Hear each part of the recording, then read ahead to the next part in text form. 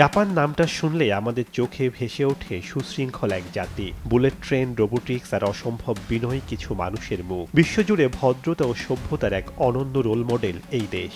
কিন্তু আজ থেকে মাত্র কয়েক দশক বা শতাব্দী আগেও জাপান ছিল পৃথিবীর অন্যতম নিষ্ঠুর, যুদ্ধবাজ এবং রক্তপিপাসু এক জাতি। দ্বিতীয় বিশ্বযুদ্ধের সময় তারা এশিয়া জুড়ে যে তাণ্ডব চালিয়েছিল তা শুনলে আজও গা শিউরে ওঠে। 1937 সালে জাপানি সেনারা চীনের নানচিং শহরে ঢুকে মাত্র কয়েক সপ্তাহে প্রায় 3 লাখ মানুষকে হত্যা এবং হাজার হাজার নারীকে নির্যাতন করে।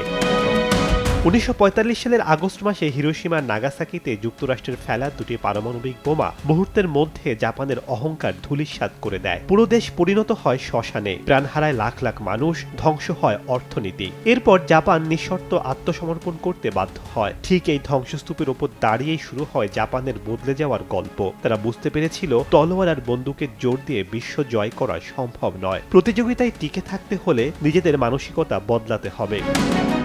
বিশ্বযুদ্ধের পর জাপানের পুনর্গঠন শুরু হলে তারা সংবিধান থেকে চিরতরে যুদ্ধ ও সামরিকবাদ বর্জন করে। শিক্ষা ব্যবস্থায় শুধু বইয়ের পড়ার চেয়ে নৈতিকতা ও শৃঙ্খলার উপর জোর দেওয়া হয়। অহংকার দূর করতে শিক্ষক ও শিক্ষার্থীরা মিলে নিজেরা স্কুল ও টয়লেট পরিষ্কার করার নিয়ম চালু করে। তাদের পুরনো সামুরাই চেতনাকে যুদ্ধের ময়দান থেকে সরিয়ে ব্যবসা, প্রযুক্তি ও কঠোর পরিশ্রমের দিকে চালিত করে এক অনন্য সভ্য জাতীয় চরিত্র গড়ে তোলে।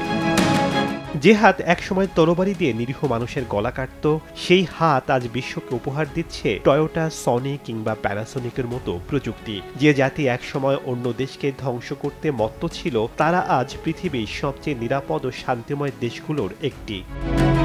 শেখ সাদি মারজান, সময় সংবাদ।